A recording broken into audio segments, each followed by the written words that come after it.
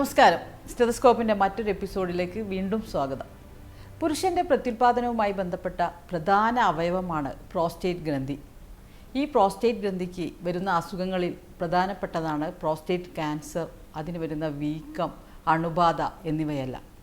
ഇതുമായി ബന്ധപ്പെട്ട ആധുനിക ചികിത്സകൾ എന്തെല്ലാം എന്നാണ് സ്റ്റെതസ്കോപ്പ് ഈ ലക്കം പരിശോധിക്കുന്നത്. ഏവർക്കും ഒരിക്കൽ കൂടി സ്വാഗതം. പ്രോസ്റ്റേറ്റ് ഗ്രന്ഥിയുമായി ബന്ധപ്പെട്ട അസുഖങ്ങളെക്കുറിച്ച്, അതിൻ്റെ ചികിത്സാ രീതികളെക്കുറിച്ച് വിശദമാക്കാൻ പെരിന്തൽമണ്ണ മൗലാന ഹോസ്പിറ്റലിലെ consultant urologist doctor Anil Mani നമ്മോടൊപ്പമുണ്ട്. Welcome sir. Thank you sir, ഞാൻ ഇൻട്രൊഡക്ഷനിൽ പറഞ്ഞ പോലെ പുരുഷൻ്റെ പ്രത്യുൽപാദനവുമായി ബന്ധപ്പെട്ട പ്രധാന റോളാണ് പ്രോസ്റ്റേറ്റ് ഗ്രന്ഥിക്കുള്ളത്. അപ്പോൾ പ്രോസ്റ്റേറ്റ് ഗ്രന്ഥി എന്ത്, അല്ലെങ്കിൽ അതിൻ്റെ റോൾ എന്തെന്ന് വിശദമാക്കി തന്നെ നമുക്ക് മറ്റ് ഡീറ്റെയിൽസ്. ഇപ്പോൾ പ്രോസ്റ്റേറ്റ് ഗ്രന്ഥി പലർക്കും അറിയായിരിക്കും. എല്ലാ പുരുഷന്മാരിലുള്ള ഒരു ഓർഗനാണ്. അത് പ്രത്യുൽപാദനം, അതായത് നമ്മുടെ സെക്ഷുവലായിട്ടുള്ള ഫങ്ഷൻസിന് വേണ്ടിയിട്ട് ഉള്ള ഒരു മെയിനായിട്ടുള്ളൊരു ഓർഗനാണ്. അതായത് നമ്മൾ ടെസ്റ്റിസിൽ നിന്ന്, വൃഷണത്തിൽ നിന്ന് വരുന്ന സെമൻ്റെ ട്യൂബുകൾ പ്രോസ്റ്റേറ്റിനകത്തൂടെ കയറിയിട്ടാണ് മൂത്രനാളിക്കകത്തൂടെ വരുന്നത്. അപ്പോൾ അതിൻ്റെ സെമൻ്റെ വോളിയവും എല്ലാം കൺട്രോൾ ചെയ്യുന്നതും അത് ഉൽപ്പാദിപ്പിക്കുന്നതുമായിട്ടുള്ള ഒരു ഗ്രന്ഥിയാണ് പ്രോസ്റ്റേറ്റ് ഗ്രന്ഥി. പ്രോസ്റ്റേറ്റ് ഗ്രന്ഥി സ്ഥിതി ചെയ്യുന്നത് നമ്മുടെ മൂത്രസഞ്ചിയുടെ താഴെ, അതായത് അടിവയറ്റിലാണല്ലോ മൂത്രസഞ്ചി ഉള്ളത്. മൂത്രസഞ്ചിയുടെ താഴ്ഭാഗത്തായിട്ടാണ് പ്രോസ്റ്റേറ്റ് ഗ്രന്ഥി സ്ഥിതി ചെയ്യുന്നത്. അപ്പോൾ അതിനകത്തൂടെയാണ് മൂത്രനാളി ഇറങ്ങി വരുന്നത്. അപ്പോൾ അതുകൊണ്ട് തന്നെ പ്രോസ്റ്റേറ്റ് ഗ്രന്ഥിയിൽ എന്തെങ്കിലും ബുദ്ധിമുട്ടുകൾ വരുമ്പോൾ നമുക്ക് ആദ്യം മൂത്രസംബന്ധമായിട്ടുള്ള പ്രശ്നങ്ങളാണ് ഉണ്ടാവുക. അതായത് പ്രോസ്റ്റേറ്റ് ഗ്രന്ഥി വീക്കം വരുമ്പോൾ മൂത്രനാളി ഞെങ്ങി അതിൽ തടസ്സം പോലെ വരാം. അപ്പോൾ അതുകൊണ്ട് നമുക്ക് ബുദ്ധിമുട്ടുകൾ സാധാരണഗതിയിൽ വരുന്നത് വെച്ചാൽ മൂത്ര തടസ്സം, അതായത് മൂത്രം ഫുള്ളായിട്ട് പോവാതിരിക്കുക, അല്ലെങ്കിൽ മൂത്രം അതിൻ്റെ സ്പീഡ് കുറയാം, ഇടയ്ക്കിടയ്ക്ക് പോവുക, മൂത്രം സ്റ്റാർട്ട് ചെയ്യാനുള്ള ഒരു ബുദ്ധിമുട്ട് വരിക, അല്ലെങ്കിൽ ഇടയ്ക്ക് തുള്ളിയായിട്ട് പോവുക, മൂത്രത്തിൻ്റെ സ്പീഡ് കുറയുക, രാത്രിയിലൊക്കെ ഇടയ്ക്കിടയ്ക്ക് പോവുക, അറിയാതെ പോവുക, അങ്ങനത്തെ ബുദ്ധിമുട്ടുകളാണ് പ്രോസ്റ്റേറ്റ് ഗ്രന്ഥിയുടെ വീക്കം വരുമ്പോൾ ഉണ്ടാകുന്നത്. അപ്പോൾ നമ്മൾ പെട്ടെന്ന് പറയുമ്പോൾ ഈ പ്രോസ്റ്റേറ്റ് ഗ്രന്ഥിയുമായി വീക്കമാണ് പറയുന്നത്. മറ്റുള്ള അതേപോലെ തന്നെ ഈ പ്രോസ്റ്റേറ്റ് ഗ്രന്ഥി ഞാൻ പറഞ്ഞല്ലോ മൂത്രസംബന്ധമായിട്ടുള്ള പ്രശ്നങ്ങളാണ്. അതേപോലെ നമുക്കിതിൽ അണുബാധ, അതായത് ഇൻഫെക്ഷൻ, റിക്കറൻ്റ് ആയിട്ട് യൂറിനറി ട്രാക്ട് ഇൻഫെക്ഷൻ വരുമ്പോൾ പ്രോസ്റ്റേറ്റിനകത്ത് അത് ബാധിക്കാം. ഇപ്പോൾ പ്രോസ്റ്റേറ്റിനകത്ത് ഇൻഫെക്ഷൻ വന്നു കഴിഞ്ഞാൽ മൂത്രം ഒഴിക്കുമ്പോൾ വേദന, കടച്ചിൽ, പിന്നെ പനി, വയറുവേദന, അങ്ങനത്തെ ബുദ്ധിമുട്ടുകളൊക്കെ വരാം. അതേപോലെ പഴുപ്പ് കൂടിക്കഴിഞ്ഞാൽ അതിനകത്ത് ഒരു വീക്കം, അതായത് പഴുപ്പിൻ്റെ വീക്കം തന്നെ വരാം. അപ്പം പിന്നെ അത് നമുക്കൊരു കൂടുതൽ പ്രശ്നം, ശരീരം ഫുള്ളായിട്ട് അണുബാധ, അങ്ങനത്തെ വിഷയങ്ങളിലായിട്ടൊക്കെ പോകാൻ സാധ്യതയുണ്ട്. അതുപോലെ തന്നെ ക്യാൻസറിൻ്റെ പ്രശ്നങ്ങൾ വരാൻ സാധ്യതയുണ്ട്. അതായത് ഏത് ഓർഗനെ പോലെ തന്നെ പ്രോസ്റ്റേറ്റിലും ക്യാൻസറിൻ്റെ പ്രശ്നങ്ങൾ വരാൻ സാധ്യതയുണ്ട്. സാധാരണ കുറച്ച് ഒരു പ്രായമായിരിക്കും, അതൊരു 55-60 വയസ്സിന് മുകളിലുള്ളവർക്കാണ് അങ്ങനെ വരാറുള്ളത്. അപ്പോൾ അത് നമുക്ക് അറിയാൻ പല ടെസ്റ്റുകളുണ്ട്. നമുക്ക് PSA എന്ന് പറഞ്ഞാൽ പ്രോസ്റ്റേറ്റ് സ്പെസിഫിക് ആൻറ്റിജൻ എന്ന് പറഞ്ഞാൽ ബ്ലഡ് ടെസ്റ്റിലാണ് നമുക്കത് കറക്റ്റായിട്ട് അറിയാൻ പറ്റുക. അല്ലെങ്കിൽ നമ്മൾ ഒരു യൂറോളജിസ്റ്റ് അല്ലെങ്കിൽ ഏതെങ്കിലും ഡോക്ടർ നമ്മൾ പരിശോധിക്കുമ്പോൾ നമുക്കതിലൊരു തടിപ്പോ അല്ലെങ്കിൽ എന്തെങ്കിലും കട്ടിയായിട്ട് തോന്നുകയാണെങ്കിൽ അതും ഒരു ക്യാൻസറിൻ്റെ ലക്ഷണമായിട്ട് നമുക്ക് മനസ്സിലാക്കാൻ പറ്റുന്നതാണ്. പക്ഷേ നമ്മൾ മെയിനായിട്ട് ഒരു ബ്ലഡ് ടെസ്റ്റ് വഴിയാണ് ഇതിൻ്റെ ക്യാൻസറിൻ്റെ എന്തെങ്കിലും പ്രശ്നങ്ങളുണ്ടോ എന്ന് മനസ്സിലാക്കുക. അതേപോലെ നമുക്ക് അൾട്രാസൗണ്ട് സ്കാനിങ് അല്ലെങ്കിൽ MRI സ്കാനിങ് ചെയ്ത് കഴിഞ്ഞാൽ ഇതിൻ്റെ അകത്ത് വീക്കം എത്രമാത്രം ഉണ്ട്, എത്രമാത്രം മൂത്രത്തിൽ തടസ്സം ഉണ്ടാക്കുന്നുണ്ട്, അങ്ങനെ കാര്യങ്ങളൊക്കെ നമുക്ക് ഈ ടെസ്റ്റുകളിലൂടെ ഡയഗ്നോസ് ചെയ്യാൻ പറ്റും. ഇങ്ങനെ ഒരു ഡയഗ്നോസിസ് കഴിഞ്ഞാൽ ട്രീറ്റ്മെൻറ്റിലേക്കാണ് നമ്മൾ പോകുന്നത്. ആദ്യം എന്തായാലും മെഡിക്കൽ ട്രീറ്റ്മെൻറ്റ് ആയിരിക്കും അല്ലേ? അങ്ങനെയാണെങ്കിൽ മെഡിക്കൽ ട്രീറ്റ്മെൻറ്റുകൾ എന്തെല്ലാം ഉള്ളത്? മെഡിക്കൽ ട്രീറ്റ്മെൻറ്റുകൾ തന്നെയാണ് നമുക്ക് പ്രോസ്റ്റേറ്റിൽ ആദ്യമായിട്ട് നമ്മൾ ട്രൈ ചെയ്യുക. അതായത് ഈ പ്രോസ്റ്റേറ്റ് ഗ്രന്ഥിയുടെ വീക്കം കുറയ്ക്കാനുള്ള നമുക്ക് കുറേ മരുന്നുകൾ, ആൽഫ ബ്ലോക്കേഴ്സ് എന്ന് പറഞ്ഞ മരുന്നുകൾ അവൈലബിൾ ആണ്. അതേപോലെ ഈ മൂത്രം ഇടയ്ക്കിടയ്ക്ക് പോകുന്നതും പിടിച്ചു നിൽക്കാൻ കഴിയാത്തതുമായിട്ടുള്ള ബുദ്ധിമുട്ടുകൾക്ക് നമുക്ക് ആൻറ്റികോളിനർജിക്സ് എന്ന് പറഞ്ഞിട്ടുള്ള ഒരു വിഭാഗം മരുന്നുകൾ നമുക്ക് അവൈലബിൾ ആണ്. അപ്പോൾ അതുകൊണ്ട് നമുക്ക് ഏകദേശം ഒരു ശതമാനം ആൾക്കാർക്കും അതുകൊണ്ട് നല്ല റിലീഫ് കിട്ടും. അതേപോലെ അതിൻ്റെ കൂടെ ഇൻഫെക്ഷൻ പറഞ്ഞ പോലെ പ്രോസ്റ്റേറ്റൈറ്റിസ് എന്ന് പറഞ്ഞ പ്രോസ്റ്റേറ്റിൽ ഇൻഫെക്ഷൻ ഉള്ളവർക്ക് നമുക്ക് അതിൻ്റെ കൂടെ ആൻറ്റിബയോട്ടിക്സും കൊടുക്കാം. അപ്പോൾ ഒരു നല്ല ശതമാനം, ഒരു 50-60% ആൾക്കാർക്ക് നല്ല റിലീഫ് ഈ മെഡിക്കൽ മാനേജ്മെൻറ്റ് കൊണ്ട് കിട്ടും. എന്നാലും ഒരു വിഭാഗം ആൾക്കാർക്ക് ഇതുകൊണ്ട് കുറവുണ്ടായില്ലെന്ന് വരാം. അല്ലെങ്കിൽ മരുന്ന് നിർത്തി കഴിയുമ്പോൾ പിന്നെയും നേരത്തെ ബുദ്ധിമുട്ടുകൾ തിരിച്ചു വരുന്ന പോലെ അങ്ങനെ വരുന്ന ആൾക്കാർ, ഒരു വിഭാഗം ആൾക്കാർക്ക് അങ്ങനെ വരാം. അപ്പോൾ അങ്ങനെയുള്ളവർക്ക് നമ്മളൊരു സർജിക്കൽ ട്രീറ്റ്മെൻറ്റിലോട്ട് പോകേണ്ടി വരാൻ സാധ്യതയുണ്ട്. അപ്പോൾ നമ്മൾ മെഡിക്കൽ ട്രീറ്റ്മെൻറ്റിനെ കുറിച്ച് ഒരുപാട് പറഞ്ഞു. ഏത് സാഹചര്യത്തിലാണ് ഇതൊരു സർജിക്കൽ ട്രീറ്റ്മെൻറ്റിലേക്ക് മാറുന്നത്? അതെ, അത് സർജിക്കൽ ട്രീറ്റ്മെൻറ്റ് നമുക്ക് കുറച്ച് ഇൻഡിക്കേഷൻസ് ഉണ്ട്. അതായത് നമ്മൾ ഒന്ന് ഈ പറഞ്ഞ പോലെ മരുന്നുകൾ കൊണ്ട് തീരെ നമുക്ക് ഫലം കിട്ടാതെ ഇരിക്കുന്ന ആൾക്കാർ, അല്ലെങ്കിൽ മരുന്ന് നിർത്തി കഴിയുമ്പോൾ പിന്നെയും നേരത്തെ പറഞ്ഞ ബുദ്ധിമുട്ടുകൾ വരുന്ന ആൾക്കാർക്ക് നമ്മൾ സർജിക്കൽ ഓപ്ഷൻ ആണ് പറയുക.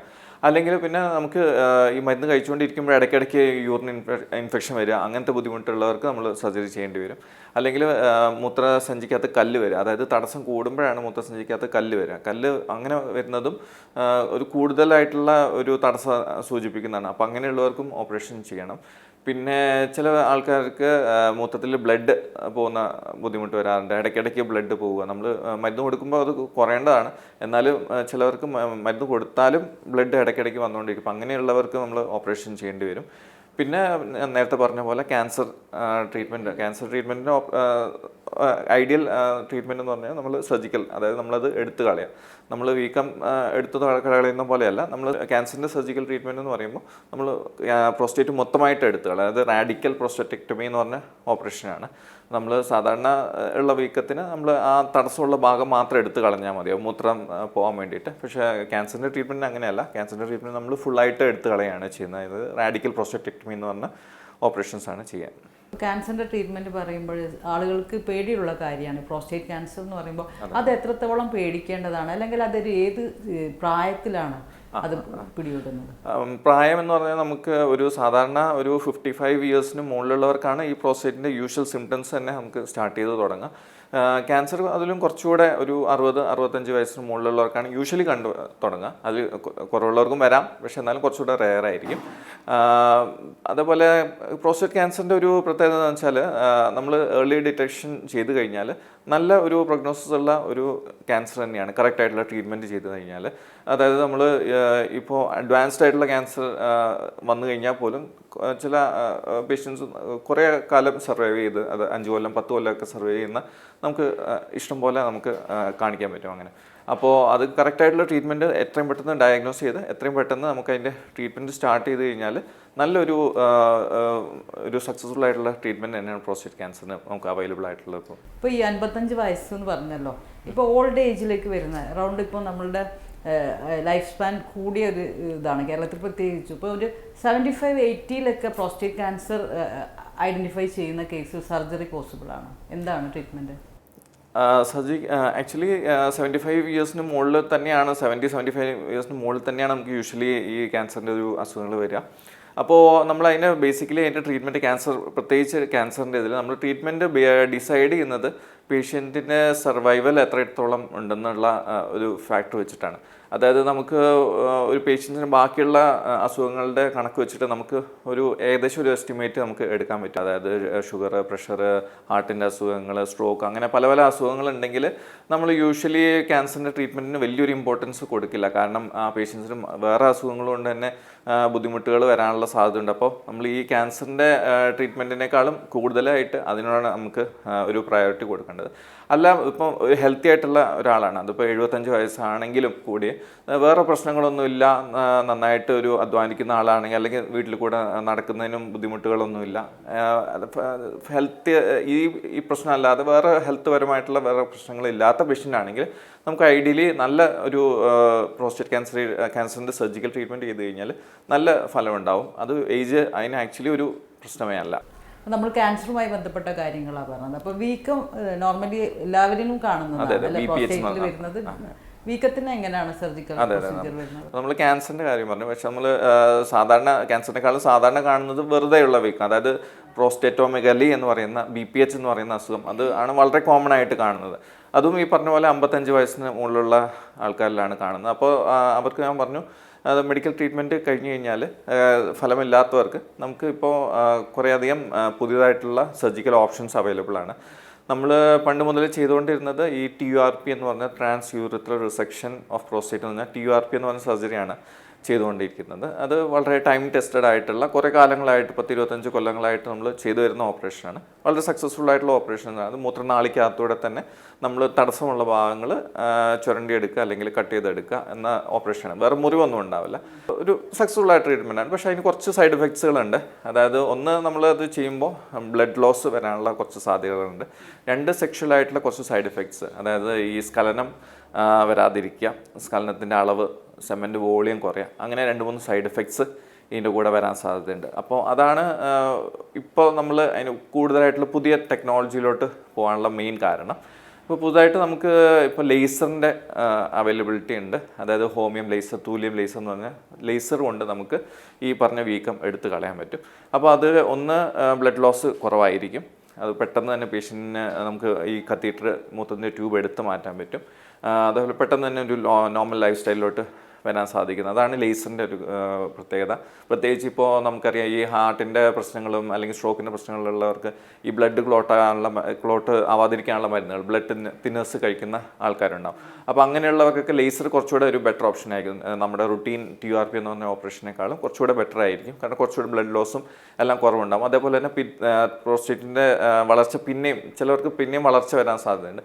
അതും ഈ ലേസർ വെച്ച് ചെയ്യുമ്പോൾ വളരെ കുറവായിരിക്കും.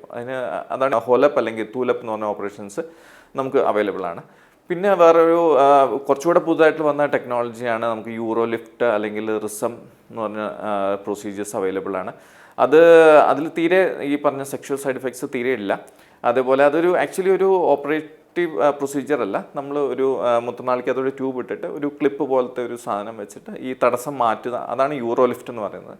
പിന്നെ റിസം എന്ന് പറഞ്ഞു കഴിഞ്ഞാൽ നമ്മളൊരു വാട്ടർ വേപ്പർ തെറാപ്പി, സ്റ്റീം ഒരു തെറാപ്പിയാണ്. നമ്മളത് പ്രോസ്റ്റേറ്റിൻ്റെ ഭാഗങ്ങൾ, തടസ്സമുള്ള ഭാഗങ്ങൾ കരിച്ച് കളയാം.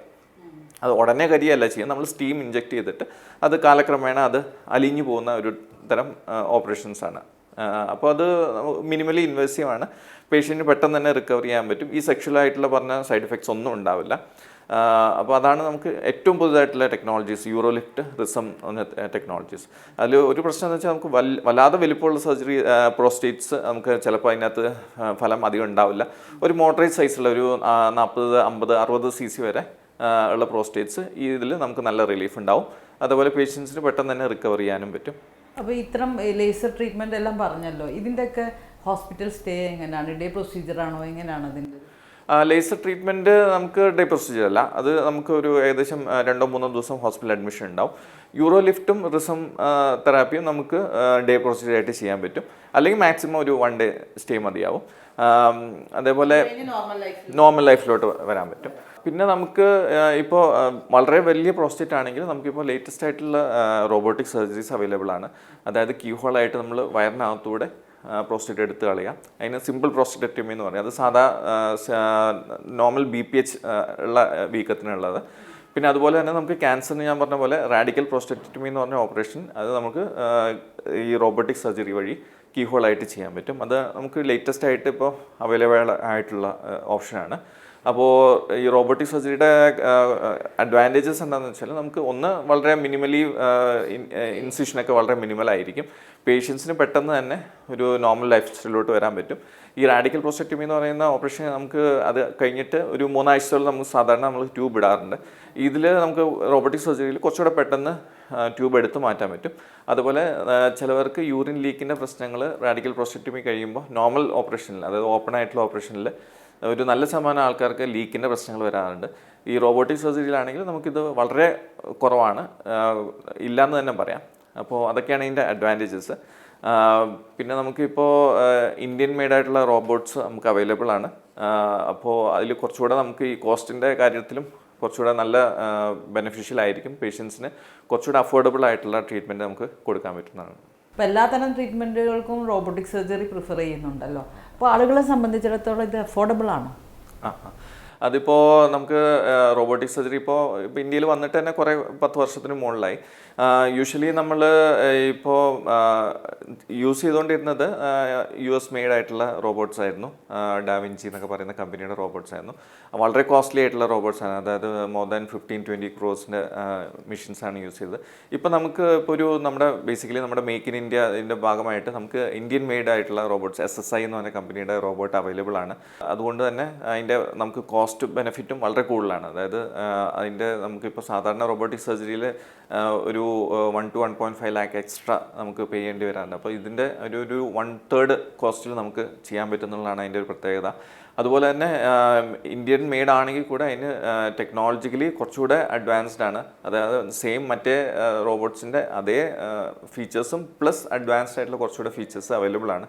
അപ്പോൾ അതുകൊണ്ട് തന്നെ നമുക്ക് അതേ പ്രിസിഷൻ കുറച്ചുകൂടെ കൂടുതൽ പ്രിസൈസ് ആയിട്ട് എന്നാൽ അഫോർഡബിളായിട്ട് നമുക്ക് ചെയ്യാൻ പറ്റുന്നുള്ളതാണ് അതിൻ്റെ പ്രത്യേകത. ട്രീറ്റ്മെൻറ്റ് ചെയ്തിട്ട് എങ്ങനെ മാറ്റാമെന്ന് പറഞ്ഞു. ഇപ്പോൾ ഈ വീക്കം വന്നു കഴിഞ്ഞാൽ പിന്നീടുള്ള ലൈഫിൽ അവർ ശ്രദ്ധിക്കേണ്ട കാര്യങ്ങളെന്താ? അതെ വീക്കം വന്നു കഴിഞ്ഞാൽ ഞാൻ പറഞ്ഞല്ലോ നമുക്ക് മെഡിക്കൽ മാനേജ്മെൻറ്റ് ഉണ്ട്.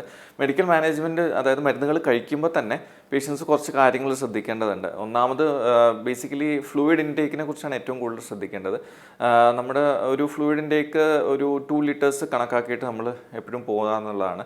വല്ലാതെ കുറയ്ക്കുകയും ചെയ്യരുത്, വല്ലാതെ കൂട്ടുകയും ചെയ്യരുത്. കൂട്ടിക്കഴിഞ്ഞാൽ നമുക്കിങ്ങനെ ഇടയ്ക്കിടയ്ക്ക് മൂത്രമൊഴിക്കുക അങ്ങനെ ബുദ്ധിമുട്ടുകൾ വരാൻ സാധ്യതയുണ്ട്. അപ്പോൾ ഒരു 2 ലിറ്റേഴ്സ് കണക്കാക്കിയിട്ട് നമ്മൾ വെള്ളം, ചായ, കാപ്പി, ജ്യൂസ് എല്ലാം കൂടെ കൂട്ടിയിട്ട് ഒരു 2 ലിറ്റേഴ്സ് കണക്കാക്കിയിട്ട് കുടിക്കുക.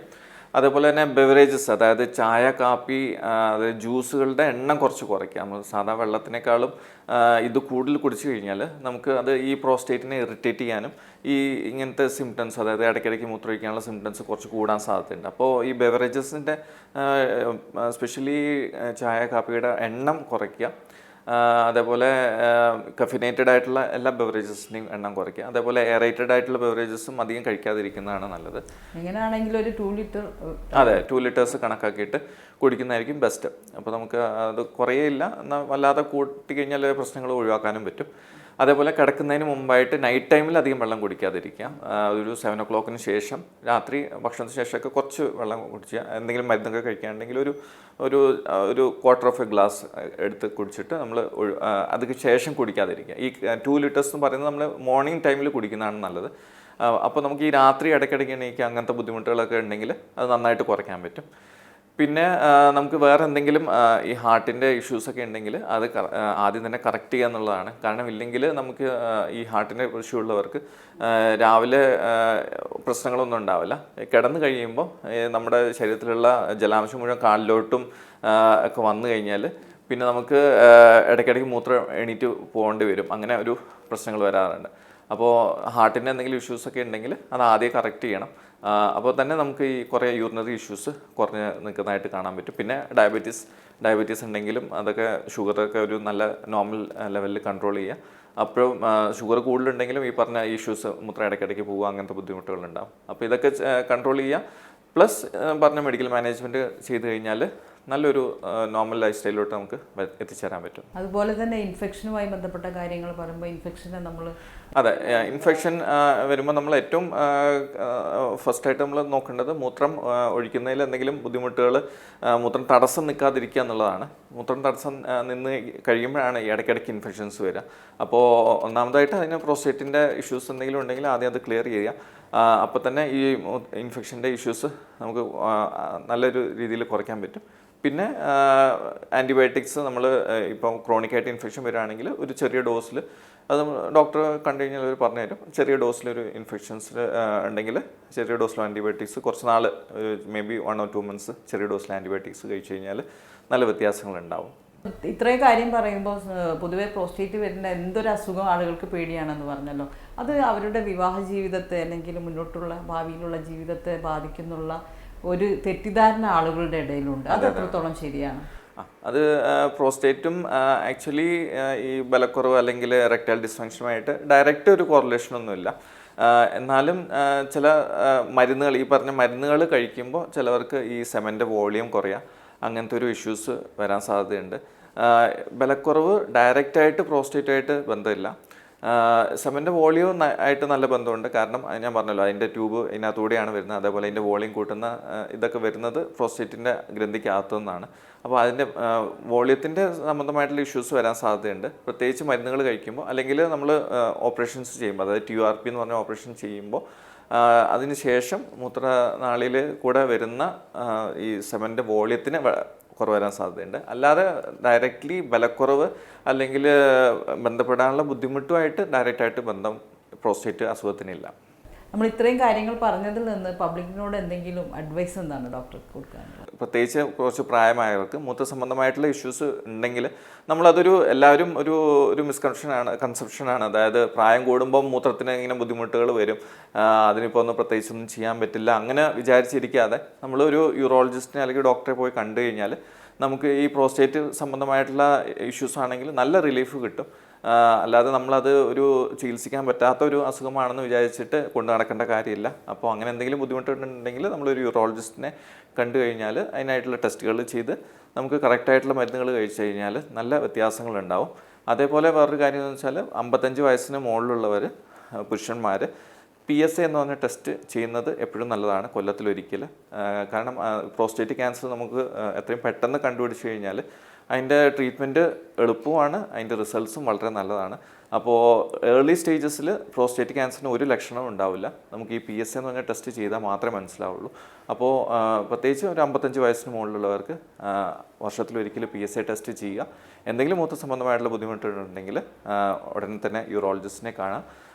ഇത് ചെയ്തു കഴിഞ്ഞാൽ പ്രോസ്റ്റേറ്റ് സംബന്ധമായിട്ടുള്ള നല്ലൊരു ശതമാനം വിഷയങ്ങളും നമുക്ക് ഒഴിവാക്കാൻ പറ്റും. Anyway thank you doctor. ഇപ്പോൾ ഒരുപാട് കാര്യങ്ങൾ പറഞ്ഞു. പ്രേക്ഷകരെ സംബന്ധിച്ചിടത്തോളം വലിയ അറിവുകളാണ് ഈ എപ്പിസോഡിൽ നിന്ന് ലഭിച്ചിരിക്കുക. പ്രോസ്റ്റേറ്റ് ഗ്രന്ഥിയുടെ വീക്കം, മടുബാധ, ക്യാൻസർ ഇവയുമായി ബന്ധപ്പെട്ട എല്ലാ അസുഖങ്ങൾക്കും പുതിയ തരത്തിലുള്ള റോബോട്ടിക് ചികിത്സയെക്കുറിച്ച് വരെ ഈ എപ്പിസോഡിൽ വിശദമാക്കി. അടുത്ത എപ്പിസോഡിൽ വീണ്ടും കാണാം. നന്ദി, നമസ്കാരം.